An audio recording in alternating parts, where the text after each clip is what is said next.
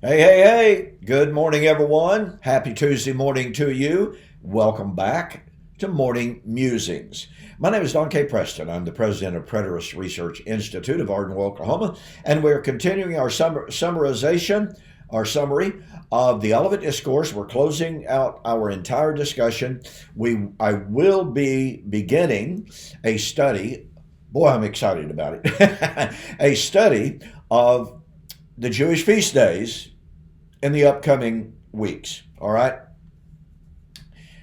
I have discovered over the last several years that, as I have said, and as my friend Doug Wilkinson said, when I shared what I was learning about the feast days, after he had looked at the subject just a little bit, he said, "You know what? I've become convinced Jewish feast days, oh, pardon me, the Jewish feast days are the Rosetta Stone of biblical eschatology." And I am absolutely convinced that he's right. I was convinced of that. I just didn't have the term before I shared that with him. So I'm excited about this. I may have to, I may actually have to take just a little bit of time off because I've already been studying the Passover. And oh my goodness, the depth and the riches of even the subject of the Passover is astounding. But I won't take too much time off, I can assure you of that. So, all of that said, you can be looking forward to that. It's not too far off. We want to continue our summary, pardon me, of the Olivet Discourse, and we're looking at Matthew chapter 25, 31 and following. Yesterday, we talked about the coming of the Son of Man on the clouds of heaven being an echo, direct reference to Daniel chapter 7. That what that means is, since Jesus was drawing on Daniel chapter 7, and since Daniel chapter 7 is set within the days of the Roman Empire, that means Matthew 25, 31 and following has to be set within the days of the Roman Empire. Now, we're told, well, look, this is obviously the end of time because this is the coming of the Son of Man with his angels to judge. Well, it obviously is the coming of the Son of Man with his angels to judge. Well, let's take a step back. Number one, I've already shown you that Daniel chapter 7 is the coming of the Son of Man to judge. That is just, it's interesting to me that one scholar by the name of Andreas Stutz, he did a very lengthy, very analytical, very comprehensive study of the term Son of Man. It's a fascinating study all within itself. And Stutz came to the conclusion that although Jesus uses references to the Son of Man during his personal ministry to speak of his ministry itself, that when we find Jesus referring to the coming of the Son of Man on the clouds of heaven, with glory and the angels, etc., it is invariably referring to his coming in judgment. In other words, there is no reference to the coming of the Son of Man with the angels that ever refers to his ascension. None. So that's really, really very important. But now I want to look at that terminology of when the Son of Man comes with his angels. Then shall he sit on the throne of his glory. Does this have to refer to some end of time, end of the Christian age? Now, our premillennial friends say, well, you see, this is the beginning of the millennium. Not really. Not really.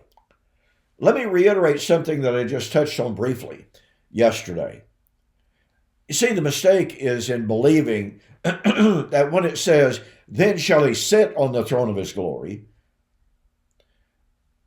that must mean, pardon me, that must mean he wasn't sitting on his throne prior to that time. Well, the trouble with that is it fails to understand Hebrew idiom. In the Old Testament, we have examples of kings. The story of Esther is a classic example of it, by the way. The king was already sitting on his throne, but on a given auspicious day of a certain important situation, it said, then the king sat on his throne. Oh, wait a minute. Wait a minute. You mean to tell me he had not already been ruling and reigning as king, as sovereign, before the day that it says he sat on the throne? No, it's ridiculous to argue that. On another occasions in the book of 2 Kings, you have the two kings of Israel and Judah, and they're having to go to war with I believe it's the Syrians, if I'm not mistaken. I'll have to go back and refresh my memory on that. But they gathered together, and now they're both kings. They're both ruling. They're both reigning. But on this very special occasion, these two kings of these two kingdoms come together, and it says, then they sat on the throne. Well, what's going on here? What's going on here, very simply, is the fact that this is a special occasion in which they, already existing as kings and sovereigns, are going to exercise their sovereign authority, which they had already been exercising, but now this is special. That's the imagery, that's the language that lies behind Matthew 25, 31 and following. And the reality of it is, of course, according to Acts chapter 2, Christ, when he was raised from the dead, when he ascended up on high, he was seated at the right hand of the Father, there to rule and to reign on the throne of David, according to 1 Corinthians chapter 15. According to 1 Corinthians chapter 15, Paul uses the present infinitive verbs when he says he must continue to reign until he has put his enemies under his feet. That means Christ was already ruling and reigning. He wasn't waiting to come to reign. He was already the King of Kings. And at his parousia, he would be revealed to be the King of Kings and the Lord of Lords. Okay? So we have to understand the imagery here, the Hebrew idiom that is at work. Matthew, good, faithful Jew, is using language that would have been well understood by his Jewish audience. It's not talking about the time in which Jesus, having never begun to reign before, would now come to sit on the throne and to rule and reign. No, that's not the point at all. By the way, there are some, even in the preterist movement, who say that Matthew chapter 25, 31 and following proves that Jesus, or that the millennium began in AD 70 because that's when Christ would come with the angels to sit on the throne of his glory and begin to rule and reign in the millennium. And we're supposedly still in that endless millennium. But again, that won't work. That doesn't honor the Hebrew idiom. Okay, so now more to the point. The point of the video this morning is, he shall come with his angels. What does the Bible have to say about Christ coming with his angels in judgment? I mean, we could separate these out, but let's just focus on coming with the angels in judgment, okay?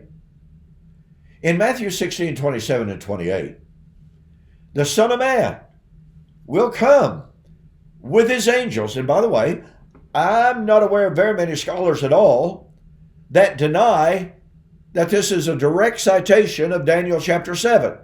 So what are these scholars admitting?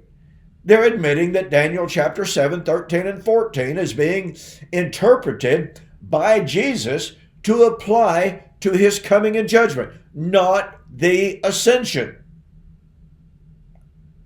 And they give us a mixed bag. Men such as N.T. Wright say, well, Christ coming before the Ancient of Days is very clearly Jesus leaving the earth and going to heaven there to receive the kingdom, and he interprets that as Acts chapter 1. Then he turns right around and admits that in Matthew 16, 27, 28, Matthew 24, 30 and following, Jesus is applying it to his coming in judgment. Well, okay, is it ascension or is it coming in judgment? Long after the ascension. Which is it? I mean, you're setting up a dichotomy here. And since you're admitting that all of these passages describing events after the ascension applied to AD 70, that's what? Basically, that's what Scott McKnight does. That's what N.T. Wright does. Because they see all of the temporal indicators of the coming of the Son of Man in the first century. And say, oh yeah, that's AD 70. And that's Daniel 7. Well, then it's not the ascension. Okay. Matthew 16, 27, 28, the Son of Man will come in the glory of the Father with his angels and shall reward every man according to his works. Now, let me ask you something. Isn't that point by point Matthew chapter 25, 31 and following? Of course it is.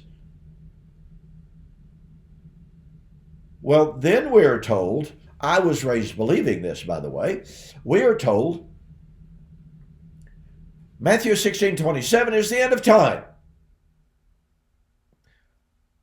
That's when, the earth is burned up and Christ comes back as a 5'5" Jewish man in a physical body out of heaven to judge the planet.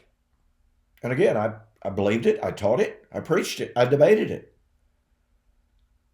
Well, then verse 28 comes along, and verily I say unto you, there are some standing here which shall not taste of death until they see the Son of Man coming in his kingdom. Oh, well, that's Pentecost. Some years ago, 1983 to be exact, Wayne Jackson, a noted debater in the Churches of Christ, debated a man by the name of Robert Shank. Robert Shank was a very noted former Baptist scholar who had abandoned that assembly, that fellowship, but he was a premillennialist. Now, both of these men I consider to be my friends, okay? Robert Shank had spent time as a guest of my mother and dad in their home, and Wayne Jackson and I had corresponded for years, so I had a great deal of respect for both men. Well, they had a debate in Denton, Texas, just south of me, in 1983. Wayne Jackson gets up, and of course, I thought Wayne was being very unkind in the debate, by the way, and he accosted Robert Shank for inserting so far a 2,000-year gap between the 69th and the 70th week of Daniel chapter 9. He said there's just no justification for it. The insertion of long periods of time without any indication of it in the text is just reprehensible. And I mean, he just really, really did a job attacking Robert Shank. Then, what does he do? He goes to Matthew 16, 27 and 28. And this is all recorded, by the way, in a record of that debate in the 1983 Denton, Texas Pearl Street lectureship book. I have the book in my library. Wayne Jackson says, Matthew 16, 27 is the end of time. Matthew 16, 28 is the day of Pentecost, and he says, it should not disturb us. It should not disturb us that the Lord changes subjects